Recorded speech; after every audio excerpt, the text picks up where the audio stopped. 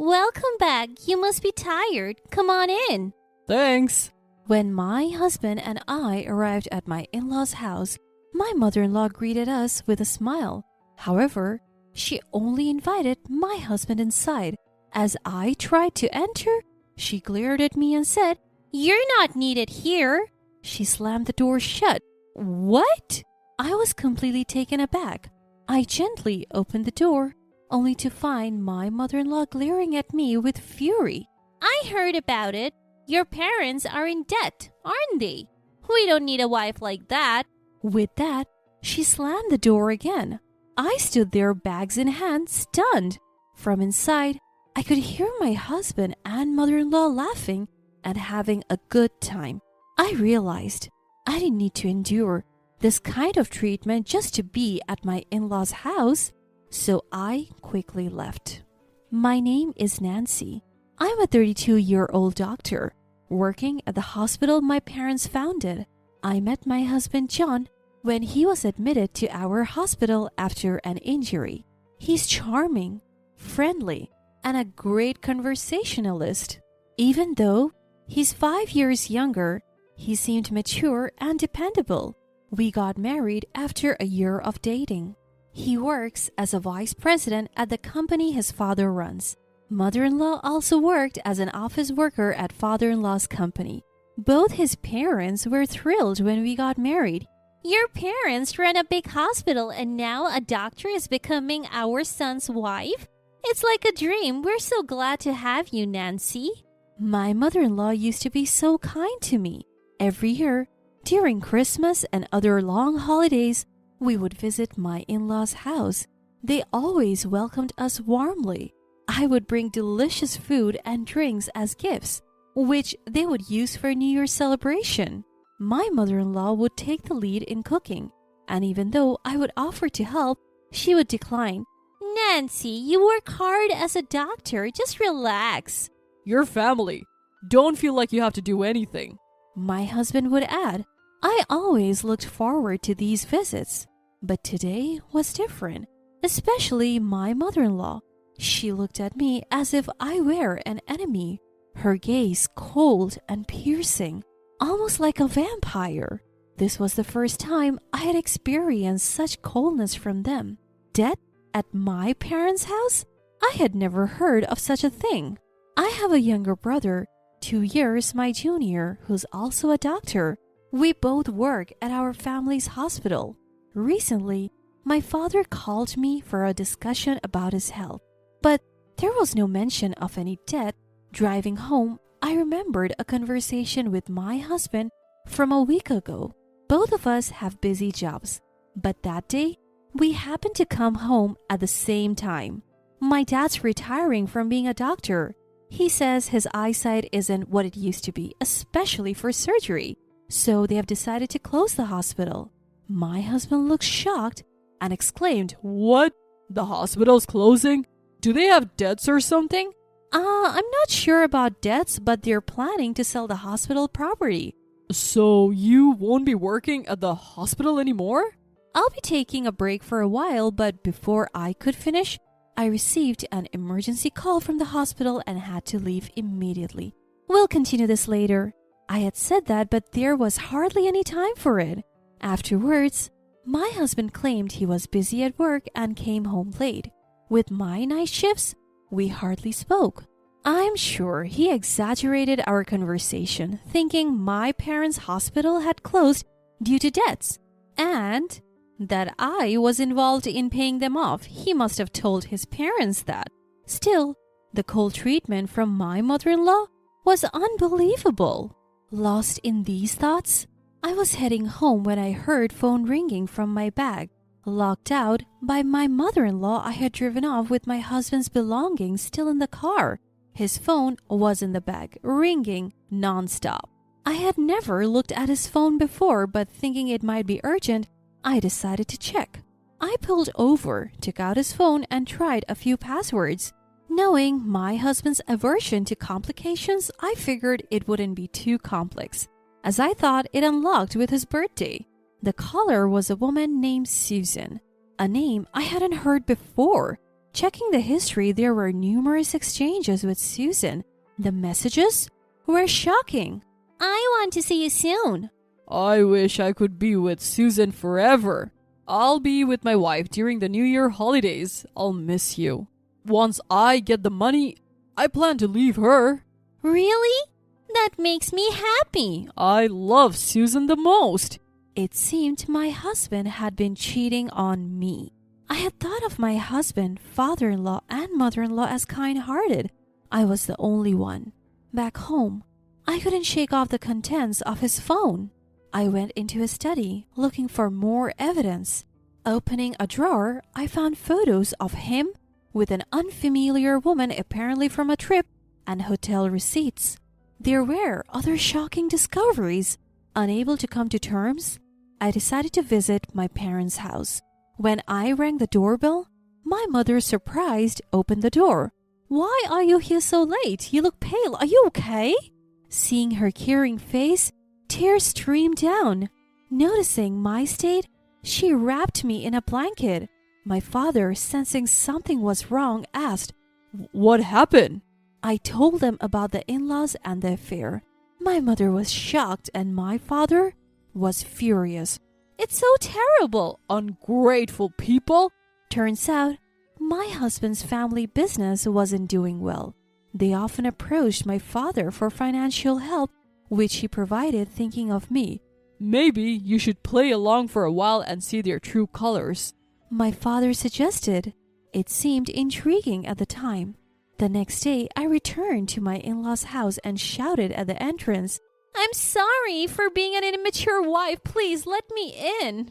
I brought various gourmet ingredients and fine wine as gifts, finally gaining entry into the house. My mother-in-law, seeing the luxurious gifts, marked greedily. Behind her, my father-in-law and husband gave me cold stares. We only treated you well because we thought you were the daughter of a prestigious hospital. Now that we know your family's hospital is drowning in debt, you'll work hard as a wife. I understand. From then on, the harassment towards me was relentless. Come on, start cooking. She kicked me towards the kitchen. Using the ingredients I brought, I prepared dishes and served them. My father-in-law, mother-in-law, and husband eagerly began eating. Hey, we are out of wine. Bring the next bottle. You're so inattentive. Is this all you cooked? You might be a smart doctor, but you're a terrible housewife. Despite their complaints, they finished every dish. When they were done and I tried to eat, my mother-in-law slapped my hand, causing my fork to drop. What are you doing sitting? You think you're eating with us? Housekeepers eat leftovers in the kitchen. So I'm a housekeeper now? How dare you talk back with all your family's dead? John, do you feel the same way? I never liked your arrogant attitude, Nancy. I tolerated it because I thought your family was wealthy. Listen to Mom. I'll keep you around as a housekeeper. Hearing my husband's true feelings, I was stunned. I had hoped he was just going along with his parents, but that hope was shattered. He had married me for my family's supposed wealth and had been pretending all along. I realized that my husband's current behavior was his true nature. I ended up eating leftovers in the cold kitchen and was left with a mountain of dishes. Save water and wash with cold. Quite a terrible story. In the freezing winter, washing dishes with icy water was cruel. It was so cold that my whole body trembled. And for sleep, my mother-in-law pointed to a shed with no heating or bed. Where is the bed? What? You think you're getting a bed? There are old towels and cardboard in the shed. Make do. I understood their true nature. Thankfully, I had recorded their abusive words. I had no more business in this house. That night, in the freezing shed, anger towards my father-in-law, mother-in-law, and husband kept me warm. I'll never forgive them. Late at night, after they drunkenly passed out, I drove back to my parents' house. After a good night's sleep, as I was packing the next morning, the door burst open. My mother-in-law and husband stormed in. You think you can just leave without making breakfast? What's the meaning of leaving your husband behind? Their contemptuous looks were terrifying. It seemed my father-in-law was at work, but my husband and mother-in-law had come to berate me further. I am done with both of you. You dare talk back to your mother-in-law and husband? You're even worse than I thought. We can divorce if you want, but if you initiate it, you will pay compensation. Maybe you can sell the hospital's land. It should fetch a good price. We'll take that. That's a good idea. I said it sarcastically, but my husband just smirked, thinking he had the upper hand. Then he threw a paper at me. It was a pre-filled divorce application. If you don't do as I say, I'll use this. Good. This clears things up for me. What? You thought I would beg you not to leave? You, with a bankrupt hospital and drowning in debt, have no choice but to cling to me, right? He was completely mistaken. While it's true my father retired and closed the current hospital, we plan to relocate to a new facility near the train station. My brother and I would work there with me as the director. Far from being in debt, we had more than enough assets. Upon hearing this, my husband and mother-in-law turned pale. That's a lie, right? You deceived me? I tried to explain, but you didn't listen and jumped to conclusions. So your family is still wealthy? Then what I did was... My mother-in-law mumbled, panicking. Can we forget everything that happened yesterday and today? We have always been on good terms, right? After all the insults, she now wanted to forget everything? It was laughable. I'm shocked that you have spewed such terrible abuse at me and asked me to forget everything. Remember, I'm just the housekeeper, right? No, that was a misunderstanding. I'm sorry, please let it go. It's too late. I know your true feelings. By the way, my father will be taking back the $100,000 he loaned to your company. What? How did you know about that? We don't have that money. My husband started to panic, realizing the gravity of his mistake. Nancy, I'm sorry. I should have defended you from Mom. I promise to protect you from now on. You mean protect Susan, right? How did you know about Susan? You were cheating while pretending to work late. I have all the evidence. I showed him the photos and email exchanges on my phone. He stared at the evidence, sweating profusely. You will be the one paying compensation. Susan was just a fling. I met her at a bar. I'll break up with her. Please forgive me. He began to apologize, looking pitiful. While apologizing, sweat and drool spilled onto the floor, making him look miserable. That's not all. I showed him a photo of a life insurance policy taken out on me and a detailed pamphlet about car maintenance. There was a marked section about tampering with car brakes. That's... You not only wanted my family's money, but also my life? I have consulted the police, so you can't harm me anymore. My company's in trouble. I need the money. Please help me. Don't joke. We'll communicate through lawyers from now on. I never want to see your face again. What? As he lunged at me, my father and brother emerged from the back room, grabbing his arm and protecting me. My husband, pinned to the ground, cried, while my mother-in-law stood there, stunned. The house was purchased under my name. I'll be selling it, so please leave as soon as possible.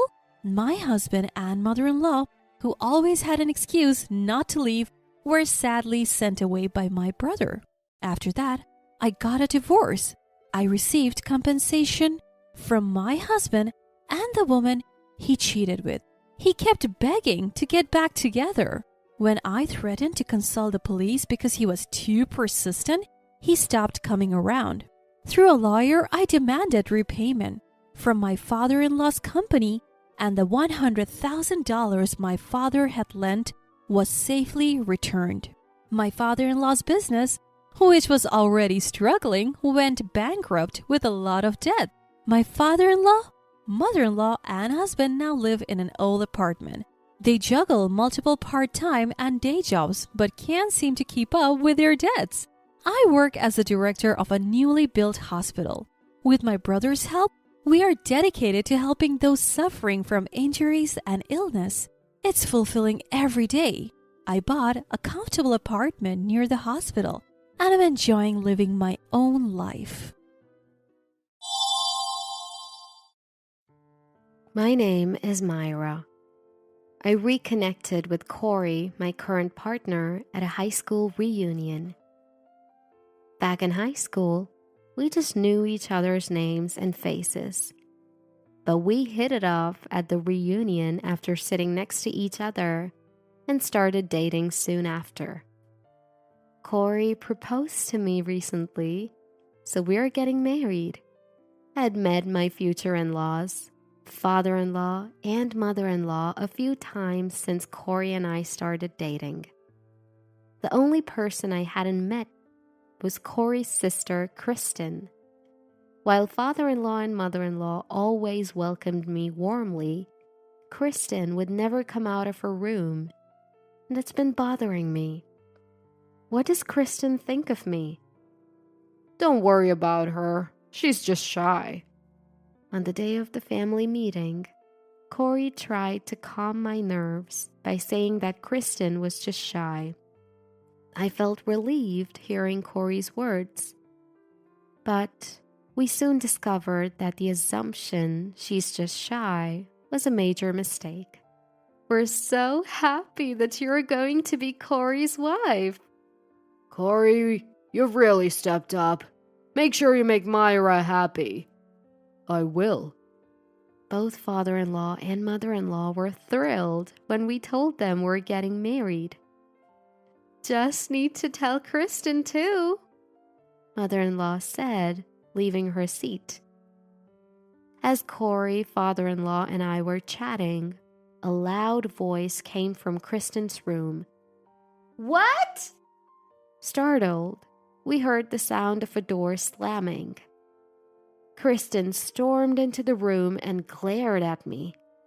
I will never accept this marriage.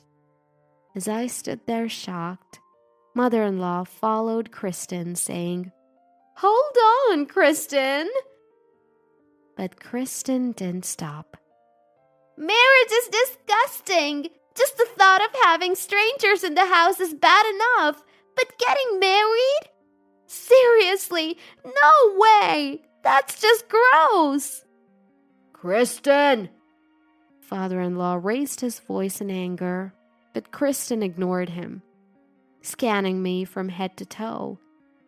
Then, crossing her arms, she snorted. Corey's taste in women is just awful. Why on earth would he marry someone as unattractive as you? Just thinking about what the kids would look like sends shivers down my spine. Can Corey even handle raising a child like this? Of course he can. What are you even saying, sis? Anyway, I'm against this marriage. I don't want her in our family. Don't you dare show your face here ever again.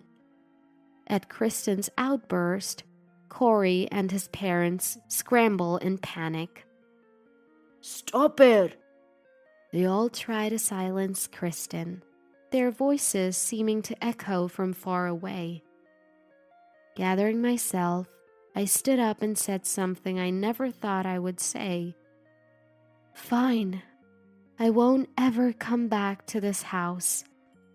Myra, I'm sorry for my sister. I want to marry you. Yeah, I still want to marry Corey. We will get married, but I will never come to this house again, and I will never see Kristen for the rest of my life. This discussion is over. I said I don't want you to get married! Ignoring Kristen's yelling, I started to prepare to leave. As I was leaving, I looked at Kristen and said, I don't need your approval for the marriage. Corey's parents' blessing is more than enough. Rest assured, since we'll never meet again, there won't be any awkward family get-togethers. No matter how much you object, I won't give up marrying Corey. Goodbye. I'll never forget what you've said to me. Keeping a straight face, I bid my goodbyes to my shocked in-laws and left. I hurried home, with Corey frantically following behind, apologizing with a near-teary face. Truth be told, I was really hurt by Kristen's words. Once we were out of sight of his parents and Kristen, tears started to flow as Corey apologized to me.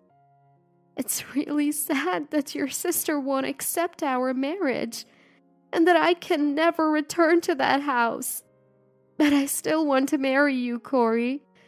I'm sorry I'm not the woman Kristen thinks I should be. Holding back tears and with a trembling voice, I got hugged by Corey, who told me, "You've done nothing wrong, Myra." Feeling his warmth, I reaffirmed my commitment to marrying Corey. As I had declared, Corey and I got married and started our life together. We had a wedding, and both of us agreed not to invite Kristen. Corey's parents repeatedly apologized for Kristen's behavior, but our relationship with them remained good. Blessed by the family, except Kristen, Corey and I started our married life. However, Kristen was furious when she found out we got married. She yelled at Corey over the phone on our wedding night. "Why did you marry such an awful woman? This is the worst!" Corey eventually just put his phone aside. Fed up with the noise, he finally said, "Just leave us alone," in a tired voice as he hung up. Since then, our marriage has been problem-free. Since I had declared that I wouldn't visit my in-laws, I haven't been to their place since that day. Instead, my in-laws, concerned about our lives, have been visiting us occasionally.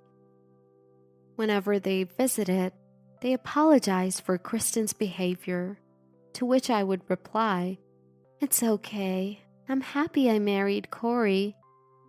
Looking back, I think it's a good thing we've cut ties with Kristen, who is quite a handful. If we hadn't, I shudder to think we'd still be hearing complaints from her. Then, just a few months into our marriage, I became pregnant. Corey was ecstatic. Even before we knew the baby's gender, he'd already started buying baby clothes and reading fatherhood books. I was feeling really happy. Then one day, I received a call from an unknown number. Though skeptical, I thought it might be from the maternity clinic or the local government office, so I answered. And I heard a voice I didn't want to hear. "Myra? Long time no see. It's your sister-in-law, Kristen." Why is Kristen calling me now? Especially after she so adamantly rejected me becoming part of the family. Confused, I muttered, "Why?" And Kristen filled me in. "I found your number in Mom's phone," Kristen informed me. "Corey has blocked me, so I thought I'd tell you." "Tell me what?" Speaking in a much gentler tone than I remember, Kristen dropped a bombshell. "I'm getting married to Ronald, a classmate of you and Corey." Ronald was indeed our high school classmate. According to Kristen, they started dating through a work connection, which happened to be Ronald. Both Kristen and Ronald work locally, so it's not surprising they'd cross paths. But I couldn't hide my shock that Kristen, who had been so against marriage, was now planning to tie the knot. "You're getting married? You, Kristen?" "Yes. Why the surprise tone? It's rude. Ronald will be at the next family meeting, so you both should come. It'd be weird if you weren't there." Okay."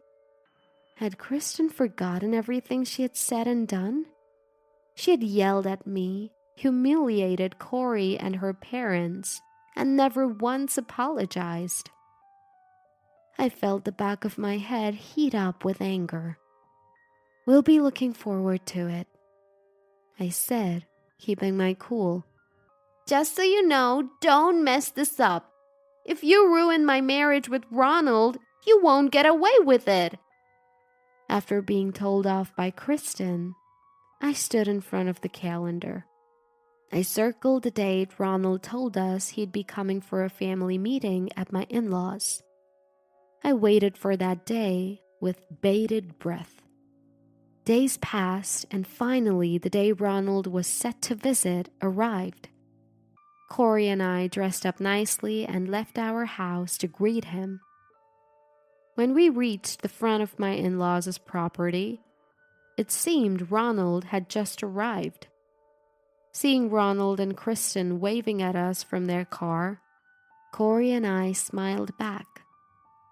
"It's been a while since the wedding. Myra and Corey, how have you been?" "We've been good, Ronald.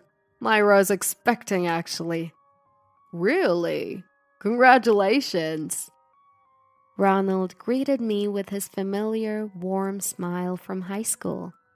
He leaned in towards the baby bump and said, "Can't wait for you to join us, little one." "Thank you," I replied. Standing next to Ronald, Kristen walks onto the property of her in-laws and gently says, "Let's go." "No," I responded with a smile. "I'm not allowed inside the house anymore. So, Ronald, I'm sorry, but I'll have to consider this family meeting over." "Huh?" Kristen's face flushed with rage while Ronald looked puzzled. Realizing Ronald was clueless, I decided to clarify. When Corey and I came to introduce ourselves as a couple, Kristen opposed us. She said that we were not welcome, that our union was disgusting, and that we should never come back. We married despite her, and that's why she didn't come to our wedding. "What? Kristen told me she was sick during the wedding." "That's not true. Myra, what are you talking about? Stop lying." Trying to suppress her anger, Kristen spouts lies. I can't help but chuckle. I mean, come on, Kristen. You've got amnesia or something? You've made fun of me countless times. You even told me to my face that I'm ugly. You said that the baby I'm expecting will have my face. And you questioned if Corey could raise such a child. Forgotten all that? Ronald, everything Myra is saying is a complete lie. What are you talking about, Myra? Stop saying stupid stuff. Kristen, just so you don't forget, let me remind you. I will never enter this house, and I will never forget what you've said to me. Kristen looks at me with cold eyes and forcibly grabs my hand. Enough of this nonsense! Even Ronald is losing patience. Let's get inside. Corey and Ronald release my hand from Kristen's forceful grip. Ronald? Kristen falls flat on her butt, looking dazed. Her pretty dress is now soiled with dirt. Ronald doesn't offer her a hand and just looks down at her. Is what Myra's saying true? It's a lie, all lies. Myra has a problem with making stuff up, right, Corey? Kristen almost threatens with her tone, but Corey sighs. Sis, you're embarrassing yourself. What Myra is saying is true. If you're thinking of marrying Ronald, you better acknowledge this aspect of yourself. Upon hearing Corey's words, Ronald pauses for a moment and then starts walking towards the car. Wait! Ronald! Kristen chases after Ronald in her dirt-covered dress, but he won't let her into the car. I may be overstepping by intervening in my brother's marriage, but I can't consider marrying someone who insults not just me, but even a child who isn't yet born. No offense to the family, but I'll be going home today. We'll talk some other time. Don't say that! Please, Ronald! Corey, Myra, thanks for letting me know about Kristen before we got married. Ronald thanked us and drove away. Wait up! Kristen chased after the car, crying. Along the way, she stumbled and fell, continuing to cry. You'd think her own brother, Corey, would go to help, but instead, he takes my hand. Let's go. I can't let someone who yanks a pregnant woman's hand around be in the same space as Myra. As we walk back home, Kristen's cries linger for a while.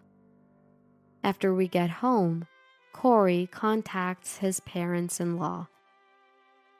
After being told to say our greetings, we stood at the front of the property and spilled the beans about the past.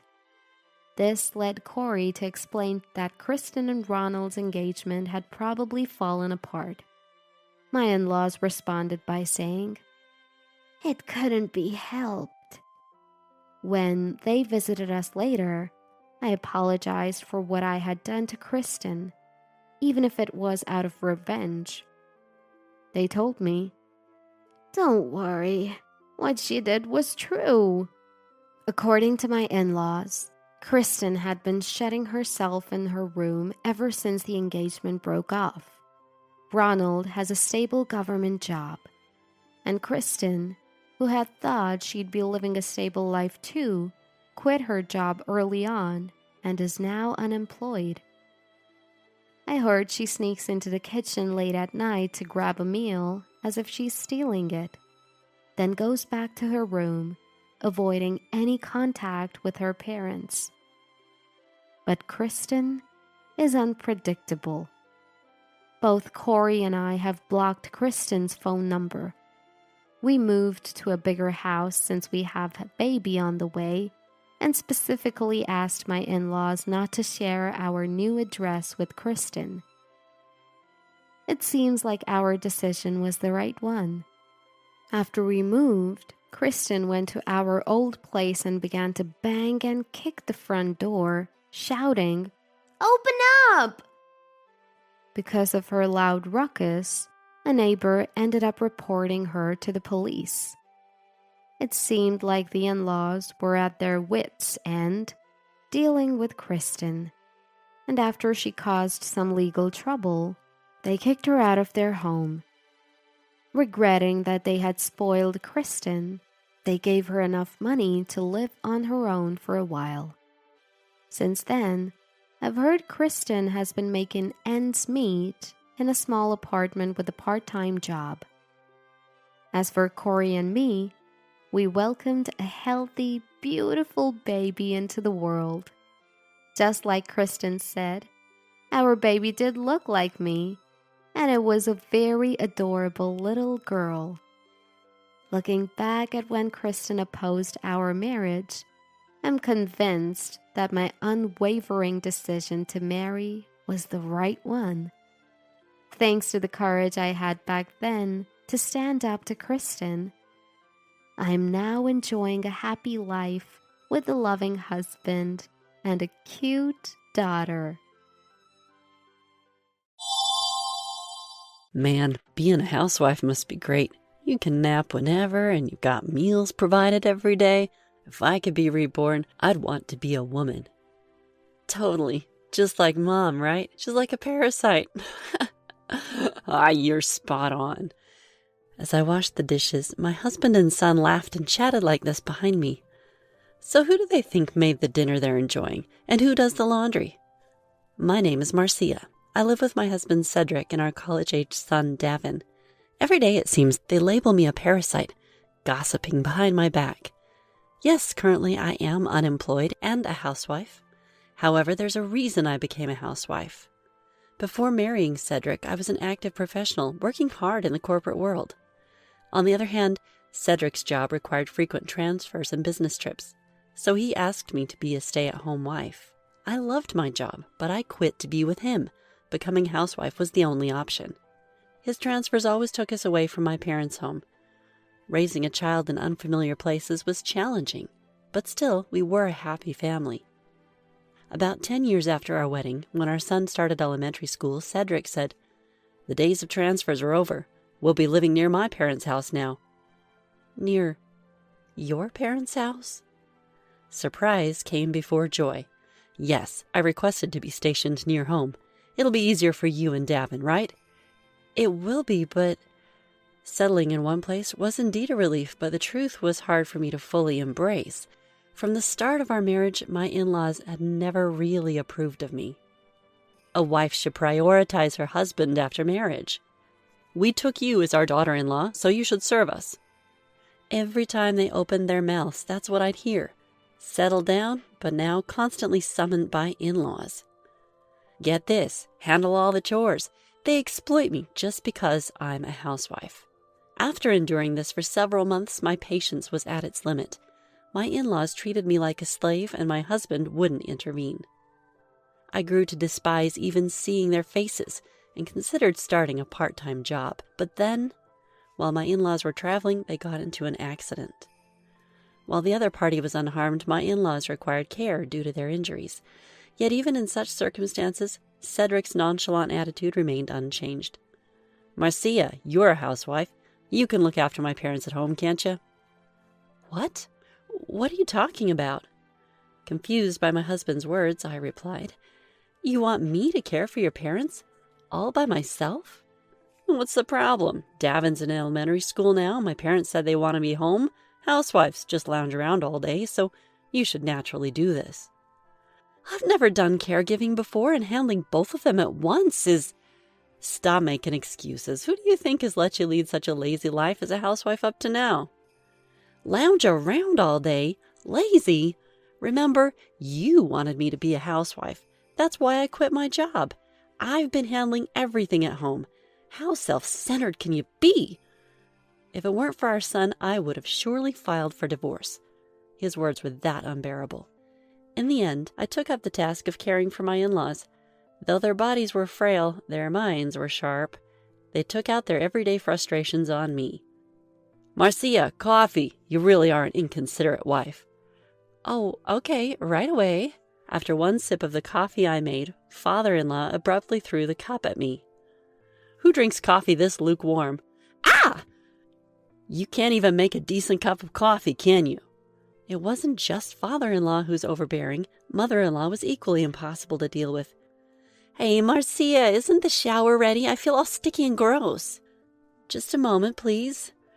"Never mind. Just wipe my back quickly. I can't reach." "Like this? Ouch!"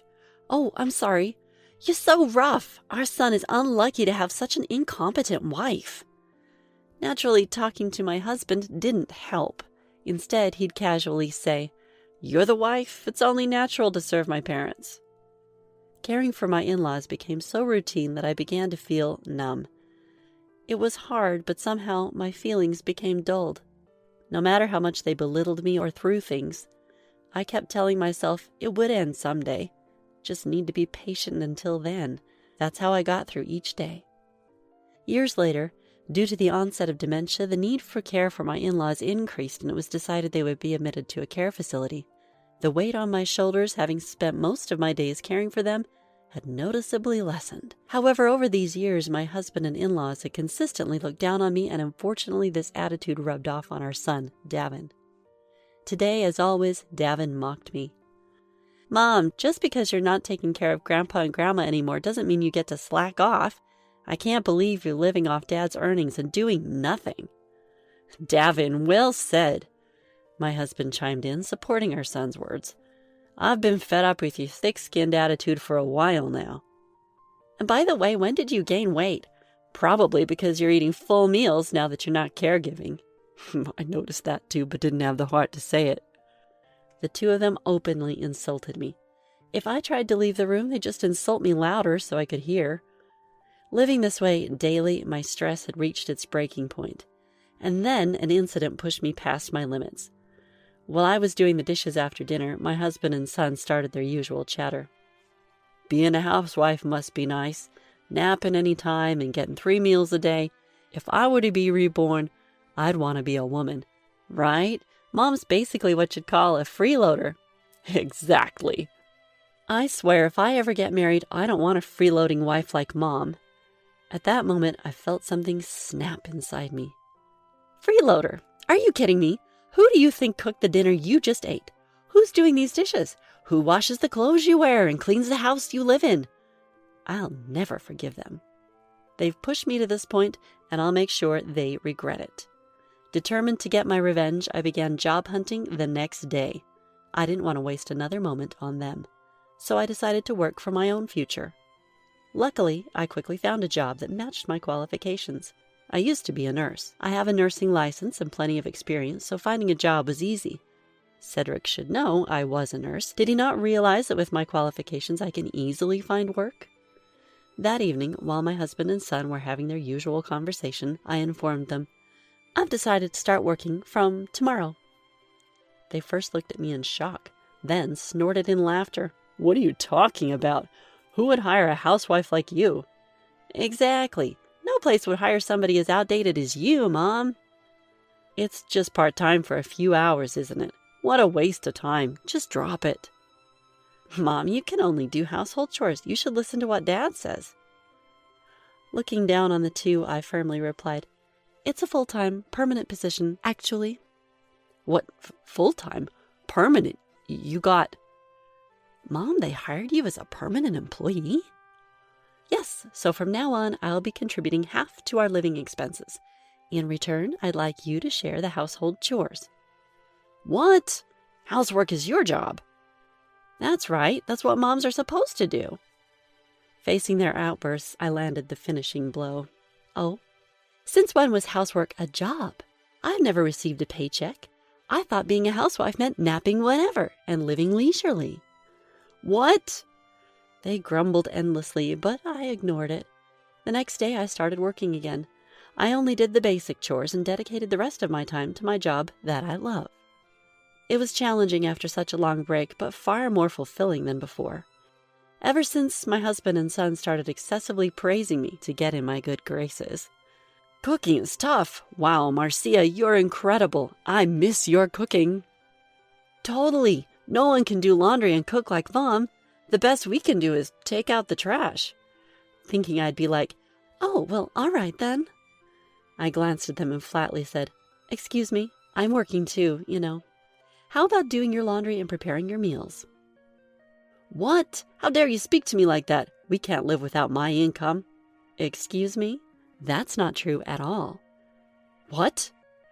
Turns out my salary is almost the same as my husband's. In fact, since I work at a large hospital, I earn slightly more. Speechless, my husband became more docile. But now my recently employed son tried to exploit the situation. Hey, since you're earning too, I don't need to chip in, right? With my husband nodding in agreement, he added, Right, actually, let's just have Marcia pay for everything. You were the one who said we could live without my money. Great idea, Dad. More allowance for us. Kill 2 birds with 1 stone. Tired of their childish banter, I said, All right then, both of you will handle all the chores and manage the finances within what I contribute. Why would it come to that? You're still a housewife. Dad's right. We're already doing our laundry. I might be a housewife, but first I'm a person. I'm not your maid. You! It was because of me that you even got to work. Exactly. All this time you've been relying on Dad, now you act so high and mighty. Then my husband slowly pulled out divorce papers from his bag. He slammed them on the table in front of me. I stared at the papers and asked quietly, What's this? You can't see, can't you? Divorce papers. I've filled in my part. We can get divorced whenever. Got it? So, you want a divorce? I didn't say that. You don't want to divorce me either, do you? I'll give you 1 day to think, cool down, and decide what's best for you. Okay. As I began to pack my things, I could see my husband and son smirking. Hey, where do you think you're going? I turned and answered, I'll stay at a business hotel near work for a while. Fine, cool off there for a bit. And so I headed to the business hotel. I didn't have any intention of going back to that house. After checking in, I went directly to work from the hotel the next day. This continued for a few days. One evening, while relaxing with a drink, I got a call from my husband. Marcia, have you decided? Davin's here too. Come home and cook dinner. I've made up my mind, but I won't be coming back. What? What are you talking about? Your son and husband are hungry and waiting. Can't you even care for your family? We're not family anymore. He seemed unable to comprehend and uttered a dumbfounded, What? Thanks for the divorce papers. I've already submitted them. What did you say? You filed for divorce? This is a joke, right? A joke? Who would joke about something like this? We're now complete strangers. What are you saying? You're acting so selfish. What about Davin? He's about to graduate from college. He'll be fine on his own. He's already secured a job. You're abandoning your family? Goodbye. Hey, wait a... I hung up. The calls from him kept coming. I got fed up and blocked his number. I told my parents about the situation and asked them not to answer his calls. Seeing this opportunity, I decided to move back to my parents. Luckily, there was a branch of my workplace near my parents' home. I asked my boss and managed to transfer there. Now I rent a condo near my workplace and parents' home, and I'm working full-time, just like before. Being a full-time nurse is always busy. Having my workplace nearby is super convenient. On my days off, I visit my parents and spend more time with them. Marcia, you're always welcome to come over. You've been pushing through all this while. Thanks, Dad, Mom. Dad and Mom said, comforting me.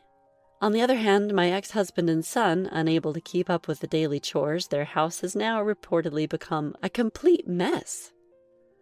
A week after I left, I received a message on WhatsApp from my son. Mom, we can't handle it without you. We can't bear living like this anymore. Dad and I are at our wits' end. Please help us, Mom. The picture my son sent was truly appalling. A mountain of empty takeout containers indicating they haven't been cooking, garbage bags scattered everywhere alongside piles of laundry, floors accumulating thick layers of dust, and so on. The dirtiness was incomparable to before. I simply replied to my son, I hope you find your parasite soon. That message must have struck a nerve, as I haven't heard from him since. I have no regrets now. I did all I could and made every possible effort to maintain the family relationship. But if they're going to look down on me that much, I'd rather distance myself from such a family. Going forward in life, I want to indulge myself. Having held back for so long, I'm determined to live a happy life. You won't believe how much it's burning. In a message that seemed like someone else's problem, Lisa, my sister-in-law, sent an image of a house engulfed in flames. Our house. Why can't you even laugh about this? You've set someone's home on fire. Lisa, this is crossing a line. From the looks of it, Lisa had been drinking again. The photo she sent showed a house blazing up in flames. As Thomas and I trembled in anger, Lisa was seen laughing joyfully in the background. I was about to scream in fury when something weird caught my attention. This happened several months ago. My name is Nancy. I'm newly married to Thomas. We were living peacefully and considering having children. After a premarital health check, we found out that it would be difficult for me to conceive. I was scared. Thomas might resent me, but he assured me a life with just the two of us will be fulfilling too, and I was moved to tears. We decided to continue infertility treatment for a while, and if it didn't work, we'd come to terms with it. Except one issue troubled our peaceful daily life. That issue was Lisa, Thomas' sister. Lisa is 3 years older than me and is Thomas' sister. While Thomas is incredibly earnest, Lisa is quite the free spirit. Her personality was the cause of their downfall. Lisa, whom I've never met, got divorced. Now, she's living with her parents-in-law near our house along with her 2 kids. Since their house is close to ours, we occasionally go out to eat together or share some homemade dishes. But every time Lisa sees me, she makes snide comments. My husband Thomas had told his parents that I have fertility issues. It was out of concern for me, so I wouldn't be constantly questioned about grandchildren. His parents are very kind people. My mother-in-law, Margaret, even said, "I've heard fertility treatments are tough. Don't push yourself too hard." However, Lisa, who overheard this, would harass me every time we met. She would go on and on about how challenging parenting is. Then she'd always add, "Well, it's a struggle you'll never understand, Nancy. You have fertility issues, after all. Good luck with your treatments." She'd say it as if she was mocking me. At first, I was shocked, but as she continued saying it, my annoyance turned into anger. Convinced that this woman had no common sense, I decided to just brush off whatever Lisa said. If I had taken her comments head on, I probably would have ended up yelling at Lisa every time we met. What was even more troubling was her asking us for money. Thomas and I both work, and we're financially stable. We had even bought a new house. Once Lisa realized this, she started asking for money. We politely declined each time, but then she would say things like, "You're so stingy. People with money are always so cheap. It's not like you have kids to spend on." And she didn't stop there. Now, she started coming to our house without any appointments. "It's kind of hot out. Let me have some lemonade," she'd say, barging right in. And whenever Lisa left, something was always missing. When I confronted Lisa, she would simply say, "I don't know." I was convinced Lisa was the one taking things, but I had no proof. Even when I told her to leave, I wasn't strong enough to physically remove her. Lisa's audacity was off the charts. I couldn't help but wonder how Thomas and Lisa, raised by the same parents, could be so different. Once our new home was built, we'd be farther away from my in-laws. I kept telling myself to be patient until then. But even after we moved, Lisa showed up unannounced. I had never given Lisa our address, so when I asked, "How did you find out where we live?" Lisa nonchalantly replied, "I found a note Mom had written." I could only sigh at Lisa's clinginess. She looked around the house and said, "You guys are definitely wealthy. Thomas works for a good company, and Nancy, you have a decent job too, right? I'm so jealous." Before plopping herself on the couch like she owned the place. Sitting there like a queen, Lisa asked, "Make some coffee, will you?" Realizing she intended to stay, I said, "I wasn't expecting you, so we don't have any coffee. Please leave." "No coffee?" "Fine. Water will do." Lisa laughed, then suddenly looked at our yard. The spacious yard was our favorite part of the house. We had talked about playing there with our future kids when we decided to buy the place. Staring at the yard, Lisa looked at me and excitedly said, "Oh, that's right. Why don't we call my kids and their friends and have a barbecue here? It would be fun, right?" "What?" "It'll be a blast. We'll barbecue in the evening and light sparklers at night. The adults can enjoy some drinks. Come on, it will be fun." "Oh no, thank you." Faced with my blunt refusal, Lisa looked annoyed. "Oh, Nancy, you're always so irritable. At this rate, I'm not inviting you to the barbecue or to play with sparklers. I wonder who Lisa thinks is making me irritable. Either way, barbecue and sparklers are absolutely out of the question. Please leave. Lisa kept insisting on having a barbecue and using sparklers, but she eventually left when she saw I was standing firm against it. Typically pushy Lisa. I had a bad feeling something might happen. Weeks later, Thomas and I went on our belated honeymoon. Due to work commitments, this was the only time we could both take off. We toured tourist spots at our destination and returned to our hotel as the sun set. Just when we were enjoying a lovely dinner, my phone rang. The screen displayed Lisa. Assuming she was calling for money or something, I reluctantly answered, "Hello?" Hey, just wanted to let you know we're barbecuing in your backyard. What backyard you are talking about? Yours and Thomas, of course. You know, I mentioned wanting to barbecue and use sparklers. I was flabbergasted. Despite my explicit refusal, she had taken advantage of our absence to barge in and have a barbecue and sparklers. I told you, it's not okay. That's trespassing. Trespassing? Come on, it's my brother's place. That doesn't matter. Lisa seemed tipsy. Her speech was slurred, and she didn't appear to understand anything I was saying. Well then, we'll enjoy ourselves.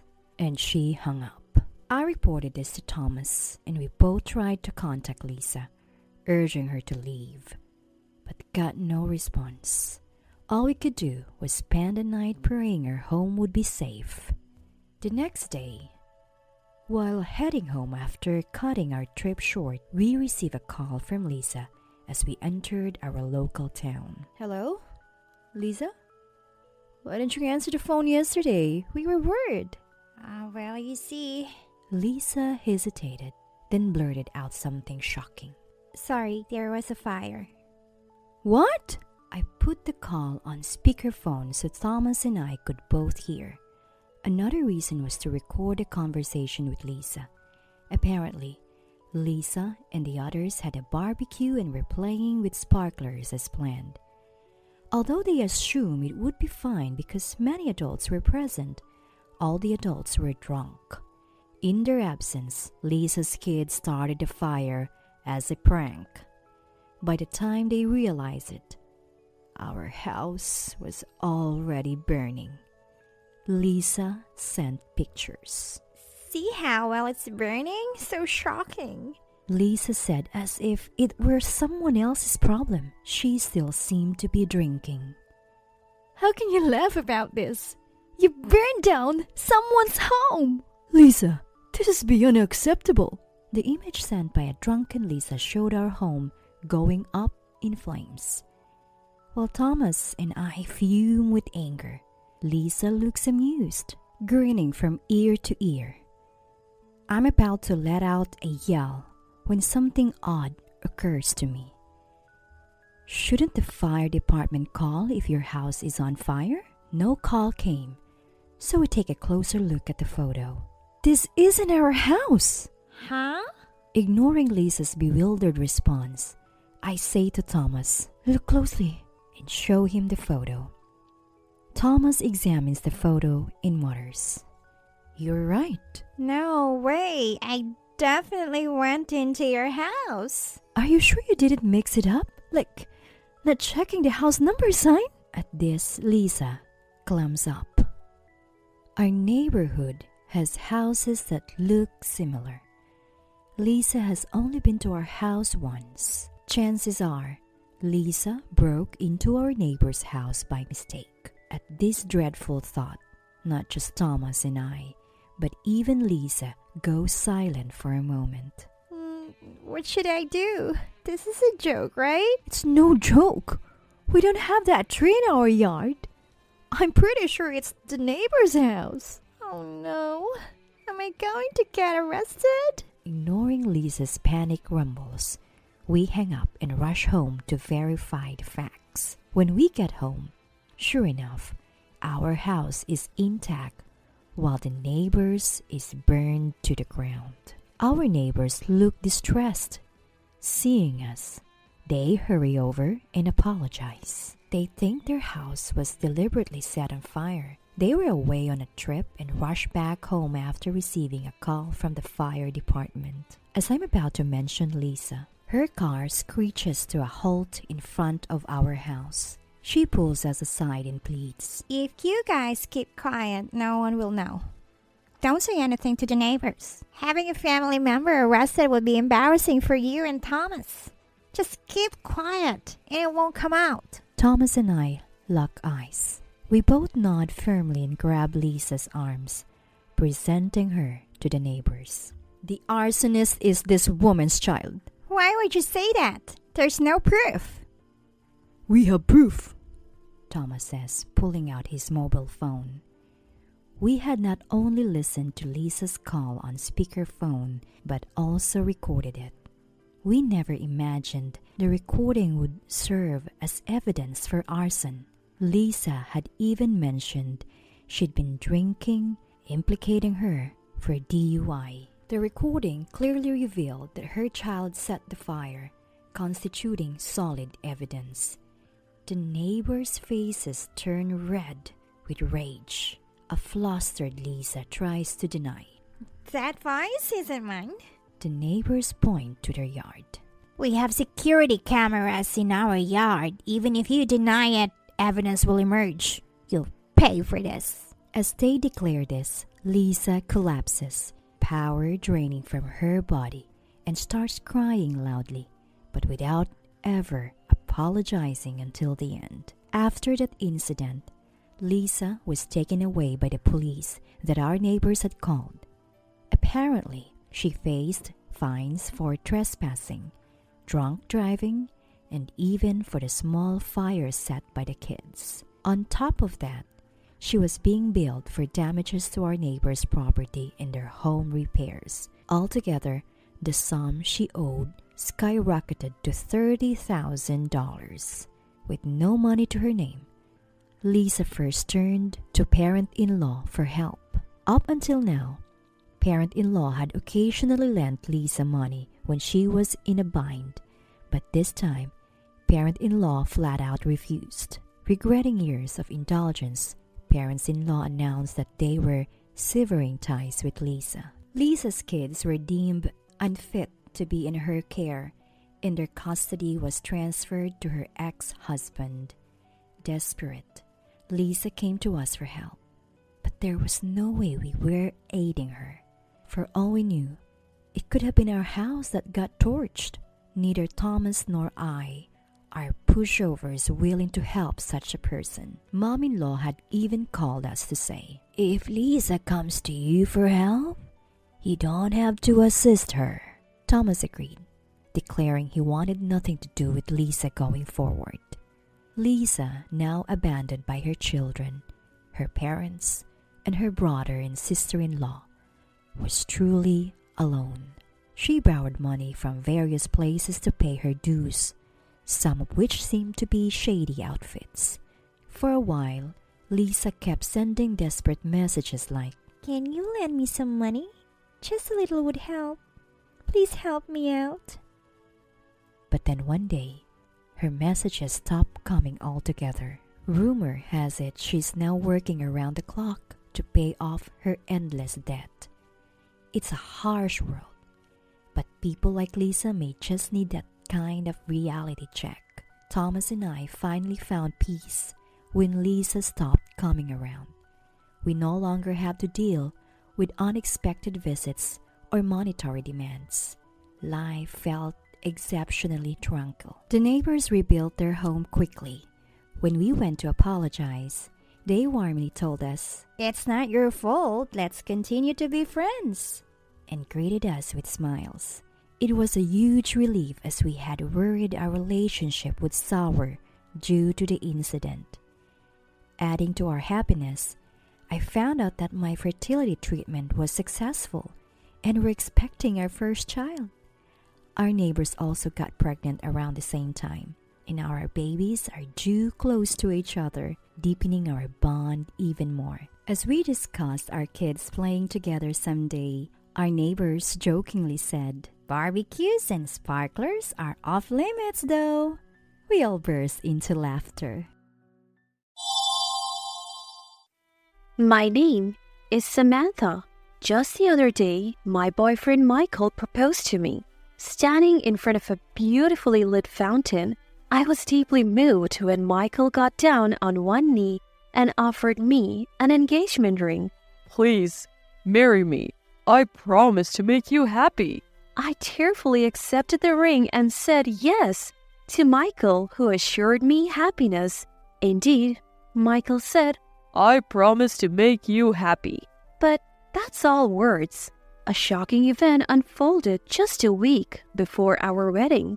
Up until then, everything had been peaceful.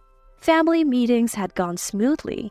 Both our parents got along well, which was a big relief for me. However, Amelia, Michael's sister-in-law, always greeted me with a tight smile. That had me concerned. Michael and I planned to get our marriage certificate issued after the wedding. We wanted to do it on our anniversary, but we were set to start living together a week before the wedding. My in-laws are farmers and own extensive land in the countryside. We were going to build our new home just a few minutes away from where my in-laws and brother and sister-in-law live on the property. Though I felt a bit guilty about having a new home built, my mother-in-law said kindly, "As long as you help with the farming, it's all good." I studied agriculture in college. I have always had an interest in farming and was looking forward to joining the family business. Even before we got married, I would frequently help out, and the in-laws always welcomed me. Initially, I was worried about starting our married life on the in-laws' property, but I felt that we could live harmoniously with them.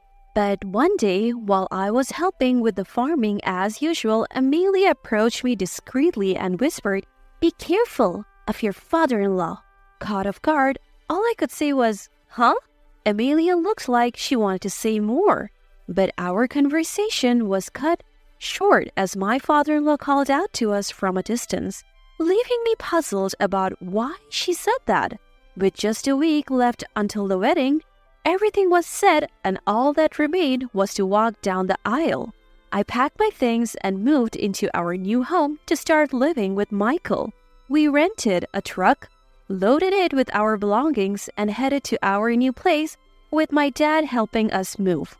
I had come to help with the farming, but today was the first day we were going to our newly built home. Dad and I couldn't help but tilt our heads in confusion as we stood in front of it.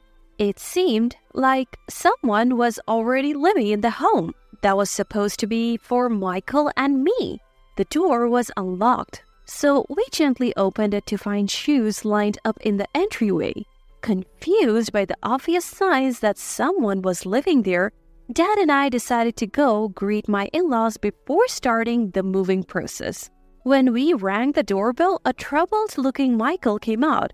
We told him it looked like someone was living in our new home, to which Michael replied, something was definitely off. And as we puzzled over it, father-in-law appeared saying, sorry about that. Without prior notice, we have decided Michael and Samantha will live here. Could you move your stuff in? We moved David and Amelia to the new house. David and Amelia are my brother-in-law and sister-in-law. Suddenly I remembered what Amelia had warned me about, to watch out for father-in-law. I couldn't help but blurt out, "This is a problem." I was planning on starting our new life in that house. I wasn't informed that I would be living with father-in-law and mother-in-law. Why didn't Michael tell me? Seeing Michael hesitate only fueled my growing irritation. From his behavior, it was clear Michael knew we would be living together all along. Keeping that a secret until moving day was absolutely unacceptable. Father-in-law, seemingly displeased by my reaction, said, "If you're married, it shouldn't matter if you live together or apart." Although I had intended to help with the farm and didn't object to living on the same property as my in-laws, living together was another matter entirely. Living together or apart are completely different matters, I countered. Dad backed me up. "It feels like you're taking our daughter for granted by informing us after the fact on such an important matter. We would like a proper explanation." Confronted by Dad's firm stance, father-in-law reluctantly answered, Well, you understand, don't you? It's better to have a young wife at home. Amelia has passed 30, entering middle age. Just having a young girl like Samantha around invigorates me. That's why we chose to live with Samantha and send the older wife to the new house. Dad and I were at a loss for words. Father-in-law's comments suggested he viewed his son's wife merely as a woman. The audacity of father-in-law who talked as if he was saying something entirely reasonable was frightening. Michael, was it because I'm young that we're living in this house? I looked to Michael for some relief, but he stayed silent. Whether he was uncomfortable or what, he bit his lip and didn't say a word. That's when Amelia showed up. Samantha, hi there. Amelia, her face smudged with dirt as if she had been doing some farming, looked at me intently. You might want to leave today. Living in a home where you're not welcome is just torturous. What's your problem? You're just the wife, yet you talk back so sassily? You used to be so cute, but you have lost your charm lately. Father-in-law was furious at Amelia's words. Michael stood there silently observing the tension. Creeped out by the whole scene, I told Dad, let's go. Dad agreed to leave for the day. Michael and I decided to have a serious talk tomorrow.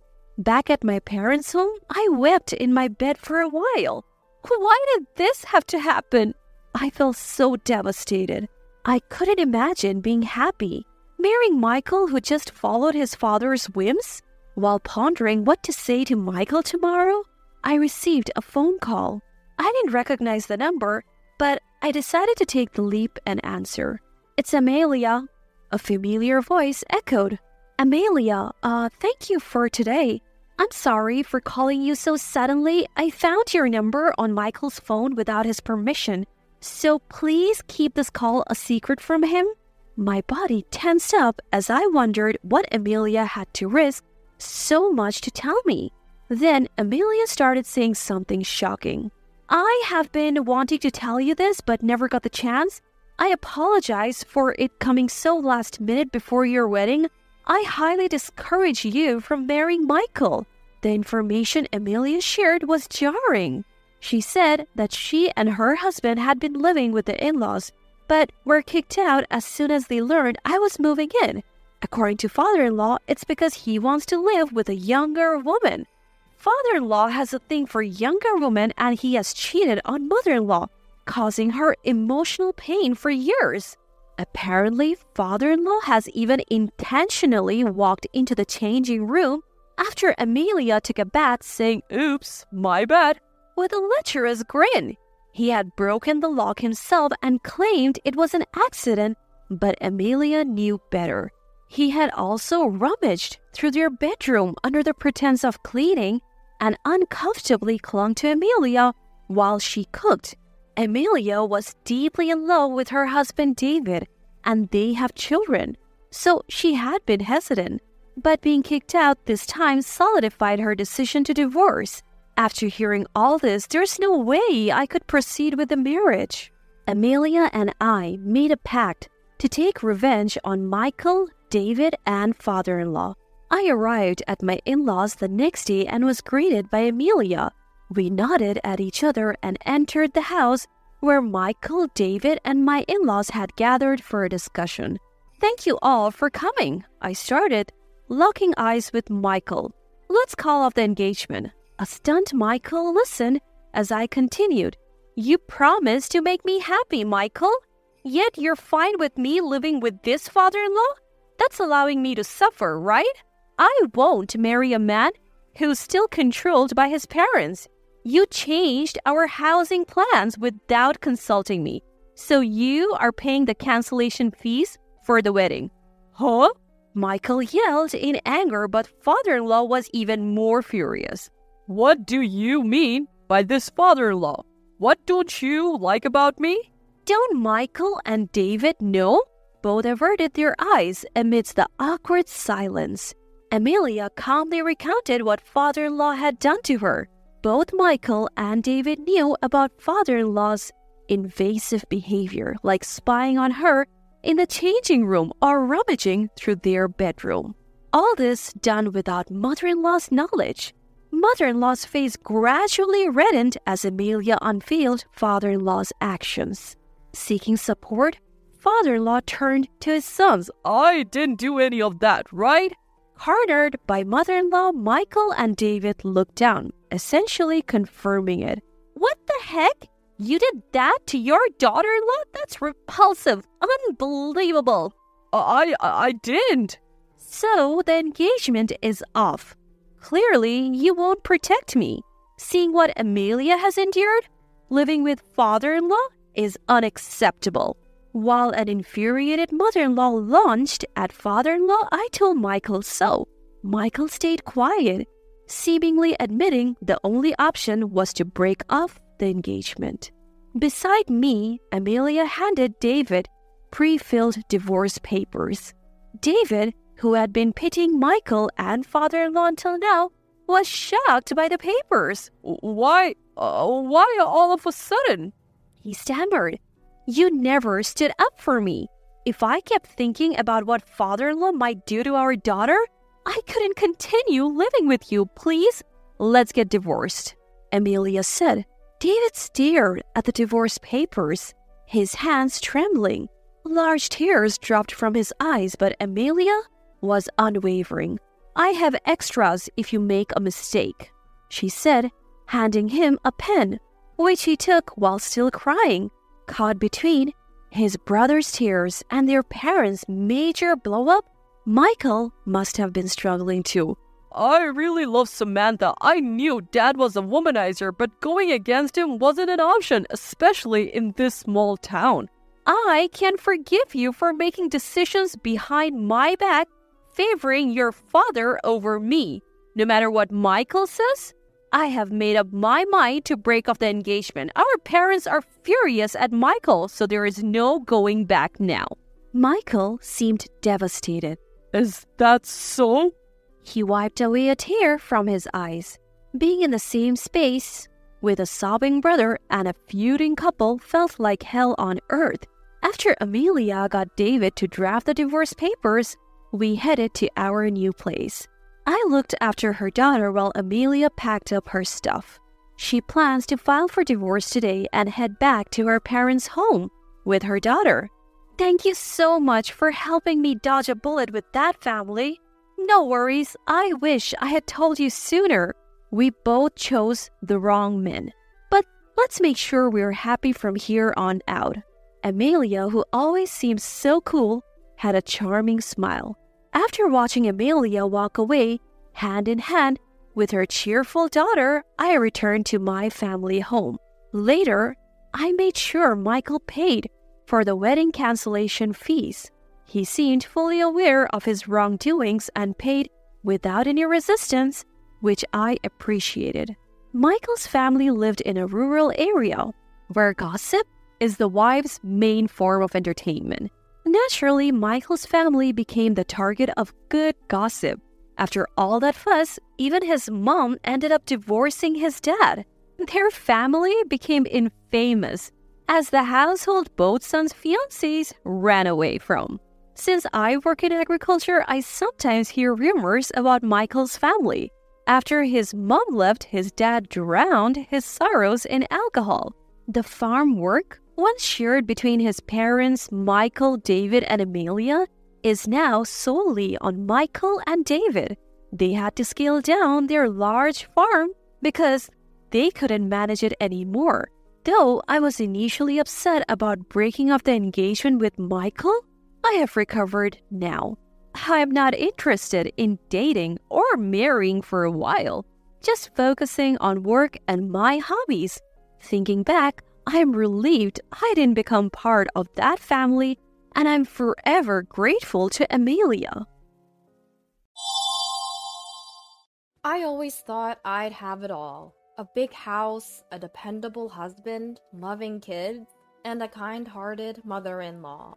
I'm Lilu, a stay-at-home mom. I married Eden, my college sweetheart. We knew going in that we'd be living with his parents. But then my mother-in-law passed away with death, and my mother-in-law's health deteriorated. We had to sell their property to settle those debts. Eden has a sister, but we kept 80% of the money from the sale to take care of my mother-in-law. So we built a 5-bedroom house for us, our 2 kids, and my mother-in-law. I'm sorry you've had to go through all this trouble for me. Taking care of my bedridden mother-in-law was challenging, but her gratitude made it bearable. Thanks for always being there. Why don't you take some time off today? I'll take over. Eden also pitches in with housework and childcare, which gives me some time to myself. Then one day, my divorced sister-in-law moved in. She had been living with a guy who had a gambling problem. He'd borrow money from people and let them take advantage of her. This left her with PTSD and a fear of men. She's getting treatment now. She's a single mom with 2 kids, and we can't just turn our backs on her. I feel so sorry for her. She should stay with us for a while. Thank you, Lilu. We agreed she could stay for a year to heal and become independent. But 2 years have passed. My once humble sister-in-law has grown rather arrogant. We initially didn't ask her for money, but Eden finally told her to contribute $300 a month, which she does. Even so, $300 for her and her 2 kids is hardly enough. And she started to act like she owns the place. For example, we have a rule about doing our own laundry, but she puts hers in our basket. I decided it was time to set things straight. Please follow the rules. Your contribution isn't enough, and you've overstayed your welcome. Can you please move out? Well, this is basically my family home. Maybe it's because she inherited 80% of the sale of her parents' property, and her mother lives here, but she acts like this is her home. Nowadays, I'm not just stuck with housework, but also picking up sister-in-law's kids from daycare. On top of that, sister-in-law's son treats my daughter like she's an inconvenience. I can't even spend quality time with my own child because of this situation. The amount of housework has increased, and I even have to provide care for the elderly. The comment that surprised me the most was, "You're amazing for even handling their bathroom needs. I couldn't do it." I'm honestly at my limit. I'm overwhelmed with all these responsibilities. I might reach my breaking point. It's too much to ignore. It's been over a year since our deadline passed. Our finances are strained, too. I've repeatedly told her to leave, but it hasn't had any impact. I'll have a talk with her as well. Thank you. From the next day on, I ignore sister-in-law family's laundry. Feeling a bit guilty, I also start making smaller portions for meals and even add less care into it. What the heck? Why is there so little food? We're barely getting rent from you, so I'm cutting back. Sister-in-law complained to Eden. Eden, don't you think this is horrible? Not at all. Shouldn't you just be grateful that food is being made for you? Over time, things revert back to the way they were. Lilu, can you do this for me? Sis, become independent. Do it yourself. Don't rely on Lilu. If you won't do your part, leave. I do contribute to the household expenses. So what's the big deal? No way that covers it. If you want to stay, you need to ask my wife to extend your stay and contribute a reasonable amount. Sister-in-law left for her part-time job without saying a word. I'm sorry, Lilu. Can we talk a little now? How about the 3 of us, including Mom, have a conversation? So the 3 of us gathered in mother-in-law's room, and I started speaking. It was something I had been mentally preparing for. Lately, I've been feeling so stressed that I can't properly interact with my daughter. I even find myself yelling at her out of frustration. I'm also concerned about how my daughter is being treated like a burden by sister-in-law. I don't feel comfortable in my own home anymore, and it seems like that will continue. If sister-in-law and her family don't move out within 2 months, I'm considering renting an apartment for me and my daughter for our own well-being. I might even contemplate divorce.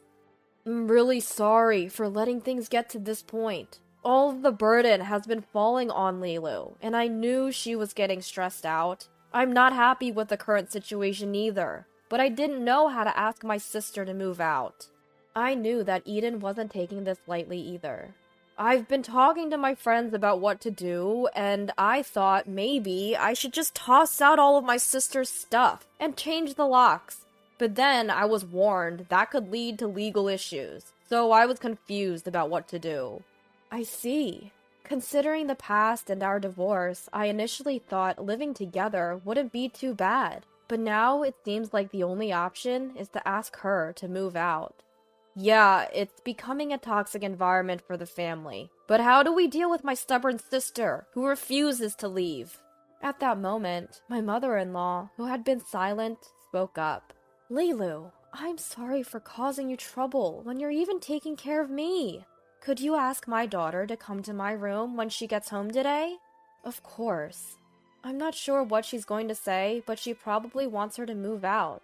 It feels like something's starting to change because I've shown strong resolve. We'll see what happens, but I need to stay strong and not let my emotions get the best of me. The first step is to change my attitude and actions. After asking my sister-in-law to go to my mother-in-law's room when she got home from her part-time job, I told her I wouldn't be cooking dinner anymore, starting tomorrow. She glanced at me and headed to my mother-in-law's room. A little while later, I could hear her raising her voice inside the room. Eden and I were contemplating entering the room when she came out quietly, but walked back to her room with a heavy step. Mom, are you okay? I'm fine. Sorry for making you worry, but I don't think my words resonated with her. I don't think that's true. I'm sure she's got something to think about. Let's take this opportunity to cooperate as a trio. From that day on, we increased our talks as a trio and became more assertive in our words and attitudes. We frequently told her that we wanted her to move out, didn't take on any imposed housework or babysitting, and during our discussions, we decided on specific conditions for her departure. Then a meeting was held, including her. She sat there, knowing what was to be discussed, with an impatient look. Eden began speaking. Sis, we've told you repeatedly that we've reached our limit. Our finances are strained. Please leave within a month. A month? That's impossible. How long do you think we've waited? Fine, I'll increase the living expenses to $500. That should be enough, right? She looked like she couldn't care less. No, it's not nearly enough. Like I've said before, if you want to stay here, first agree to our terms, and then apologize to Lilu for causing her trouble. This isn't your home. It's the home of me, Lilu, and our children. Let's make that clear, so there's no misunderstanding. What? Isn't that too harsh? You think you're having it tough? We've been covering your daycare costs for Lilu for a whole year, and you still want to milk us for more? Fine, let me ask you this. If $500 isn't enough, how much would make you happy? Sister-in-law still won't back down. How can she say this stuff with a straight face?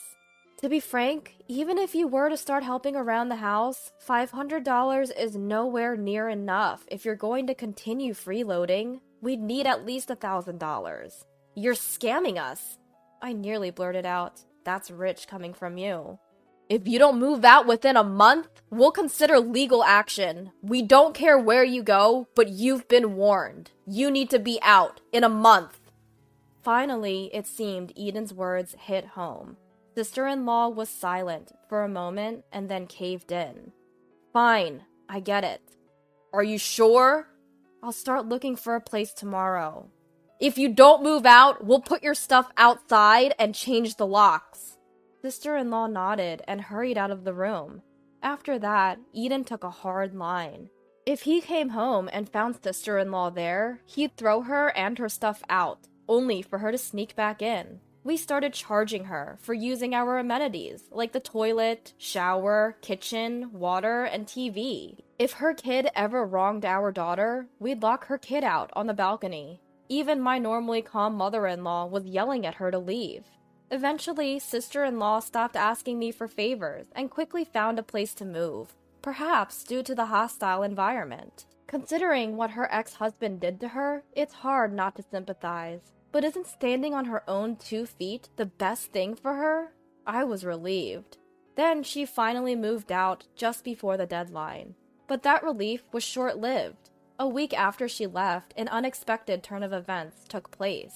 Sister-in-law collapsed due to mental health issues. Being alone with her child seemed to have triggered past traumas. Doctors said it's risky for her to live alone with her child. Though sister-in-law acknowledged that her eviction was a result of her own actions, she still wished for a life of dependency, like before her marriage. Is it cold of me to think that her character, one of dependence on others, was the root cause of her collapse? Since sister-in-law's collapse, Eden and mother-in-law have had several discussions. Seeing them like this makes me anxious. Am I being left out of the loop, despite being the one burdened the most? Depending on how things go, I might need to think about my next moves. If we end up taking sister-in-law back, should we consider a trial cohabitation, or even think about divorce? While I've been thrown for a loop by this situation, Eden seems to be in disarray as well. I'm really sorry, Lilu. Can you give me a couple days to sort things out? Sure, I'm confused too. Let's both take some time to think. Eventually, I joined the discussion once we had both calmed down. I hope they don't think it's up to me to put up with this situation alone. While that did cross my mind, Eden seemed deeply engaged in conversation with a doctor, discussing options for a scenario that would work for everyone, including his sister-in-law. He doesn't seem eager to back out. I made it clear that even short-term cohabitation is out of the question for me. Finally, Eden and his mother-in-law proposed. Could we have sister-in-law stay at the house until the end of the year? It's July now. That's a whole 5 months away. According to Eden, he did check with social services about available shelter for mothers and children, an option the doctor also suggested. However, immediate placement isn't possible. Because she has family, her case isn't considered urgent, so priority placement isn't an option either. But if the doctor says it's unsafe for her to live alone with her kids, what can we do but wait for shelter availability? Leaving her be and then being held responsible is also problematic. The shelter seems to be the best option. I worry, however, that if we allow her back, even temporarily, sister-in-law might take advantage and overstay. Truth be told, she did manage to move out last time within the deadline, but even though she was ready to move, she kept dragging her feet, not budging until the very last moment. Considering that, it might be tough to get her to leave again.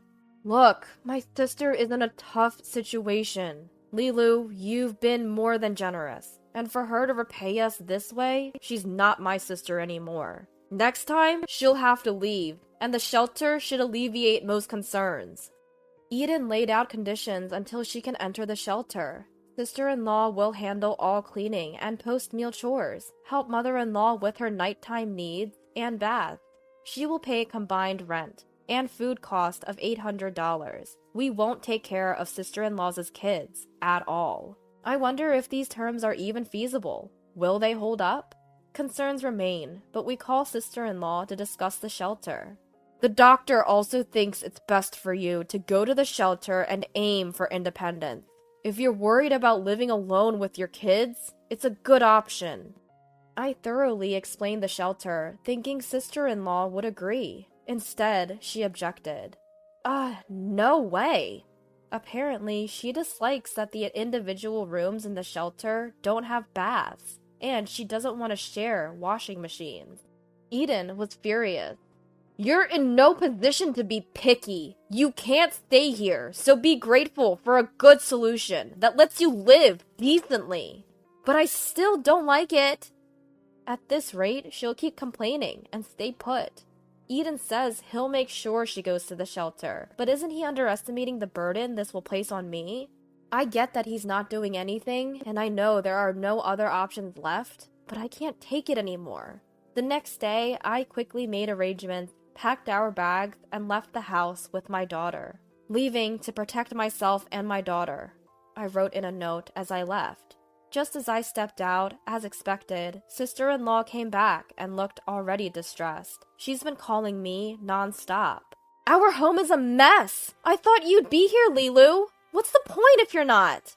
It would be a heartwarming scene in a romance drama to hear, it's meaningless without you. But this is reality.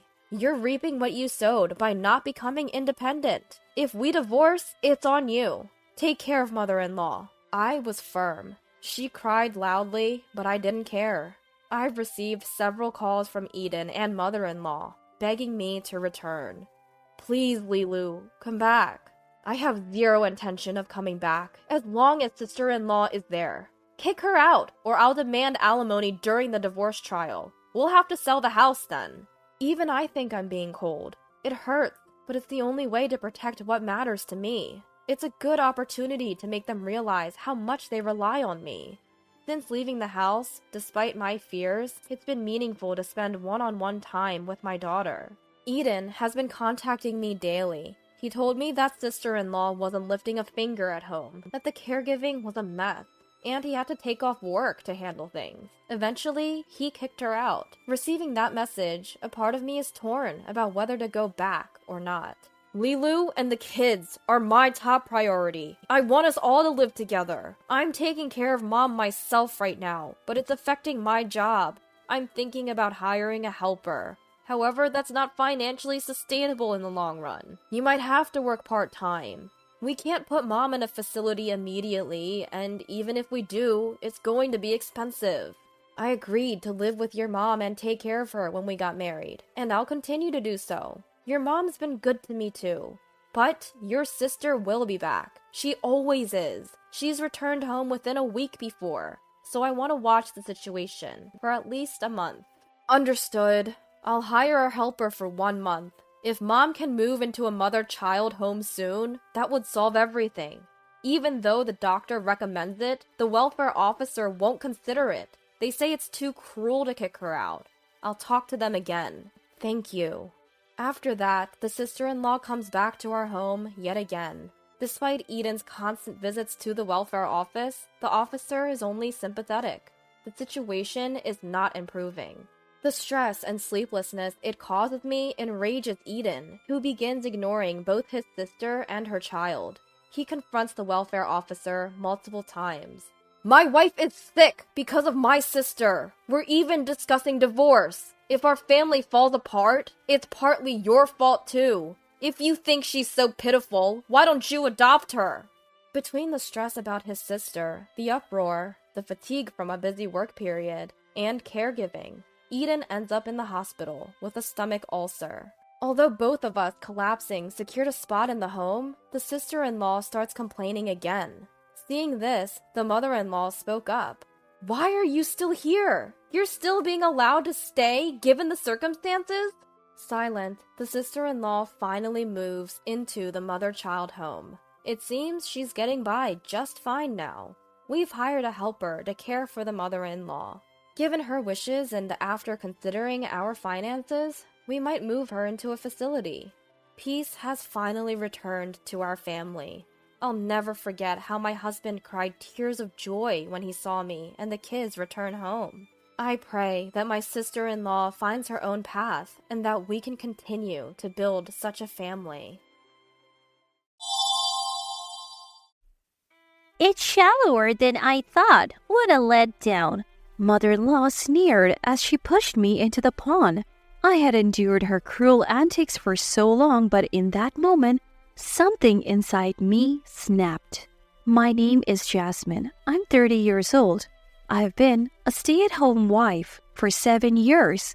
I live with my husband Gordy, who's 8 years older than me, our 6-year-old daughter, and Gordy's mother. Gordy was my boss and I was his subordinate. Growing up, my parents divorced and I lived with my mom. I guess I always yearned for a father figure. Gordy, being 8 years older and competent at his job, seemed very appealing, but I never had a chance to get close to him. He was just someone I admired. However, we got closer during a team-building event. We bonded over our shared love for movies and hit it off. We started dating. I fell head over heels for the mature and kind Gordy. Then, about 6 months into our relationship, I found out I was pregnant. We hadn't discussed marriage yet, so I was more shocked than happy.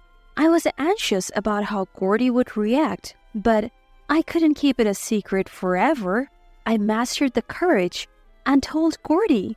To my surprise, he was thrilled and suggested we get married. I was overjoyed by Gordy's feelings. When I told my mom, she was a bit surprised but happy for me. After her divorce, my mom raised me as a single mother. The reason for their divorce was my father's affair. I was only 2 at the time, so I barely remember my father. My mom worked tirelessly from dawn till dusk to raise me. Being an only child, dinners alone were lonely, but I didn't want to burden my mom. Even though she was busy, she showered me with love, and we have a great relationship. I always thought, when I get married, I don't want my child to feel lonely. I want to build a warm home. So I was determined to have a loving marriage and family. Things moved quickly, and we introduced each other to our families. Gordy had lost his father at a young age and lived with his mother. The first time I met Gordy's mother, she was kind, but I sensed something off in her occasional and cold expression. But she was the woman who gave birth to Gordy. I brushed off my unease, thinking she was just nervous. We had a simple wedding with just our families. I was getting the hang of my job and wanted to work until my due date, but Gordy insisted I become a housewife, so I quit. My mom suggested I take maternity leave instead of quitting, but Gordy disagreed. He said his mother was a dedicated housewife and he wanted the same for me, so I became a housewife. After marriage, at Gordy's insistence, we moved in with mother-in-law. That's when my nightmare began. I initially found comfort in having mother-in-law, an experienced mother around, but I was naive. Mother-in-law seemed resentful, as if I had stolen her precious son. Her attitude changed completely after our marriage, and she started to torment me.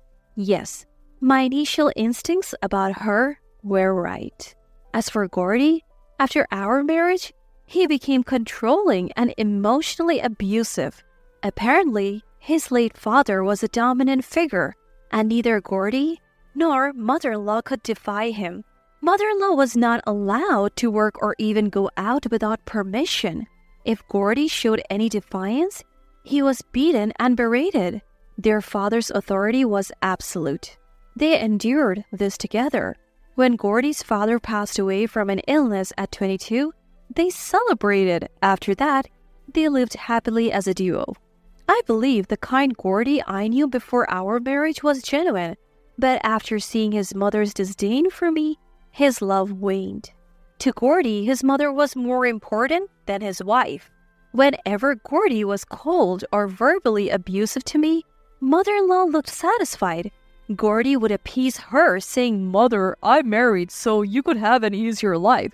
Jasmine will do everything for you." I think the two of them felt some twisted sense of revenge by treating me the way Gordy's father had treated them. It was utterly unfair to me, but I felt helpless. In the early days of our marriage, I suffered from severe morning sickness, sometimes unable to get out of bed. Yet, mother-in-law would say, "You're exaggerating this morning sickness thing. Who do you think you are? Get up and make dinner." She even forced me to do household chores. She would make me carry heavy bags and even intentionally pushed me once. Gordy, of course, didn't defend me. Instead, he would say, "I'm busy working. You're probably just napping all day. And you still eat the food I provide." I endured, hoping that maybe when our child was born, mother-in-law and Gordy would change. My mom, concerned about me living with mother-in-law and being pregnant, often called or messaged, but I couldn't bring myself to tell her the truth. She had raised me through hardships and always wished for my happiness. I didn't want her to worry or sadden her. I always reassured her with a cheerful voice, saying everything was fine, that Gordy and mother-in-law were taking good care of me, and I was happy. She might have suspected something, but always said, "Remember, I'm on your side. Tell me if anything's wrong." Then, I safely gave birth to a beautiful girl named Judith. The joy of her birth made me momentarily forget the torment from mother-in-law and Gordy. I vowed to live for Judith from that day on. My mom offered to take care of me postpartum at her home, but mother-in-law with a smile said, "Don't worry, we'll take good care of Judith here," denying me the chance to return to my parents. Normally, new mothers rest for a month after childbirth, But my mother-in-law had me working the day after I was discharged. Their treatment of me didn't change after Judith's birth. It got worse. Knowing I was up all night nursing, they still forced me to wake up early for chores. On top of that, I had to care for the baby. I was utterly exhausted, stressed, and sleep-deprived. Mother-in-law, seeing my worn-out state, would laugh, saying I looked like a vagrant every night. Tears streamed down my face. Judith was my only solace. The one saving grace was that Judith looked like Gordy, so both he and mother-in-law adored her, though their idea of adoring was just playing with her occasionally. I was relieved because I had feared they might mistreat Judith too. When Judith was about 3, I told Gordy I wanted to work outside. He scoffed, saying, "Who would hire someone like you with hardly any work experience?" Mother-in-law laughed, calling me a useless wife. In truth, I was at my limit and wanted to save money to leave with Judith, but they wouldn't let me work and I gave up on ever leaving. I thought, who would hire someone with so little experience? I had no money of my own, and for Judith's sake, I realized I had to endure. From then on, no matter how mother-in-law and Gordy treated me, I bore it all for my beloved daughter Judith. Even after 7 years of marriage, mother-in-law and Gordy remained the same. The only change was in Judith. From around age 4, she would sadly watch me being mistreated. When we were alone, she would hug me and say, "Mommy, just bear it a little longer. When I grow up, I'll protect you." Ever since she was little, Judith could sense the unfair treatment I endured, and it deeply hurt her young heart. Her presence alone became my beacon of hope. With mother-in-law and Gordy keeping a close watch, I couldn't freely go out. Even on the rare occasions I went shopping, mother-in-law would accompany me. However, once Judith started attending elementary school, I got the chance to step outside with just her during drop-offs and pickups. Previously, I couldn't even meet my own mother, but sometimes she would wait near the school to see us, so our meetings became more frequent. Whenever we met, my mom would ask, "Are you okay?" I couldn't tell her the truth about my situation, so I always reply, "I have Judith, I'm happy." I had also told Judith to keep our real situation a secret from my mom. Then one day, Judith expressed a desire to visit a community park a bit far from our home. She had heard from friends about a pond there with a family of turtles and was eager to see them. Gordy, being the doting father, "If Judith wants to go, I'll take her anywhere." So it was decided that we would visit the park on his next day off. Of course, mother-in-law would come along. The day of our trip to the community park arrived. I woke up at 5 a.m. to prepare sandwiches for the entire family. Making sandwiches took time since Gordy and mother-in-law had big appetites. While I was busy with preparations, the two of them were leisurely playing on their phones. Upon reaching the community park, it was evident that it was a popular spot bustling with families. We quickly headed to the pond to see the turtles, and sure enough, there was a cute family of turtles. Judith was ecstatic, exclaiming, "So cute!" I smiled, watching her joy. Suddenly, someone forcefully pushed me from behind and I fell into the pond. I had a traumatic experience of nearly drowning in the ocean as a child, so I was terrified of water and couldn't swim. Mother-in-law knew this because I had shared the story before. Thrown into the pond, panic overtook me as I flailed around. Judith cried out, "Mommy!" Mother-in-law remarked, "Falling into a pond? What a foolish daughter-in-law," and laughed without trying to help. Gordy, laughing, took photos of me in the pond. Seeing their reactions, something inside me snapped. Fortunately, the pond wasn't too deep, and I managed to stand. Mother-in-law, seeing I was okay, said with a hint of disappointment, "It's surprisingly shallow, what a pity." At that moment, I was certain mother-in-law had pushed me. That night, anger kept me awake. I wanted revenge, but considering Judith's future, I thought it might be better to endure and stay with a financially stable Gordy. I spent the entire night thinking. The next morning, an hour away to school, Judith turned to me with determination and said, "Mommy, it's okay. Divorce Daddy, Grandma, and Daddy are terrible. I'm on your side." I was touched but hesitant, wondering, is divorce really the right choice? The following day, as we approached the school, I saw my mom. Judith ran to her with joy. I hurried over, curious about their conversation. My mom hugged me, saying, "Why didn't you tell me the truth? You have endured so much." Judith whispered, "Mommy, it's okay, right? I told Granny everything." Mom encouraged me, saying, "Get a divorce. It's okay. You're still young and you can try again." She then went on to say, "You should hire a lawyer. I'll pay for the lawyer's fees. I'm sorry I didn't notice." From that day, with Judith's help, I began gathering evidence. Gordy's verbal abuse, mother-in-law's derogatory comments, everything was recorded. Unaware of this, mother-in-law and Gordy continued their behavior. Gordy's constant belittling and my mother-in-law's endless insults were all caught on my voice recorder. Unaware of this, both Gordy and mother-in-law continued their hurtful ways. Sometimes, I would intentionally tell Gordy, "I want to work outside," to which he would reply, "Who would hire someone like you, idiot?" I would also act sad in front of mother-in-law just to hear her say, "You look so down, pathetic." With these tactics, I gathered plenty of evidence. Then one day, mother-in-law, who never cared about her salt intake despite her age, suffered a stroke due to high blood pressure and became paralyzed. She was discharged from the hospital, but both Gordy and mother-in-law expected me to take care of her. "Jasmine, you'll take care of me, right? I am so pitiful." And, "Hey, Jasmine, take care of mother. If you're rough with her, you'll regret it."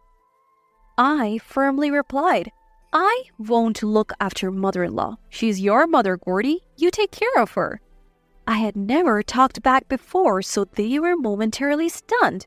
But Gordy quickly yelled, "You better take care of her." The next day, Gordy left for work. I had no intention of caring for mother-in-law. I planned to ignore her completely. While I was in the living room, I heard mother-in-law calling me from her room. She sounded frantic. I didn't want to help, but I decided to check on her. She looked pale and said, "Jasmine, I need to use the bathroom." I coldly replied, "Go ahead on your own." She cried out, "How could you? Hurry up and help me." Apparently, she had forgotten to wear her adult diapers. She then had an accident and started crying from embarrassment. Filled with a desire for revenge, I didn't help. Instead, I called Gordy's workplace. When he rushed home and saw mother-in-law, he shouted at me, "I told you to take care of her." I calmly responded, "I told you I wouldn't. Have you forgotten how you both treated me?" Mother-in-law kept repeating, "You brute!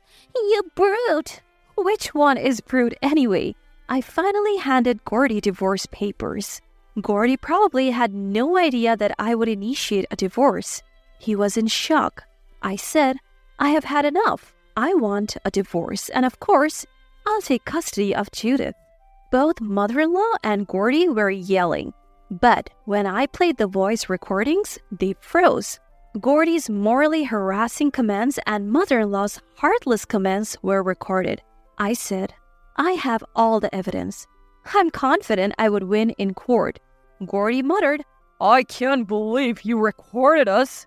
Mother-in-law still shouted, "Judith won't choose you. She won't." When Judith came home from elementary school, mother-in-law sweetly asked, "Judith, who do you want to live with, Grandma or Mommy?" Judith firmly replied, "Of course, Mommy. Grandma and Daddy are always mean to Mommy. I will always live with Mommy. I hate Daddy and Grandma." The two were visibly shaken. It seemed like he was really tired of being told that Judith, who he loved so much, hated him. Did you hear that? Judith wants to live with me. Please live peacefully together from now on. I packed my bags and left. I never returned to Gordy and mother-in-law's house. I finalized the divorce through a lawyer. According to the lawyer, Gordy couldn't care for mother-in-law who was now paralyzed. She was placed in a nursing home, but due to her nasty attitude, no one wanted to be around her. Gordy, devastated by Judith's rejection, couldn't go to work and took a leave of absence. Now, Judith, my mom, and I live together, and I'm actively job hunting. My new life is just beginning.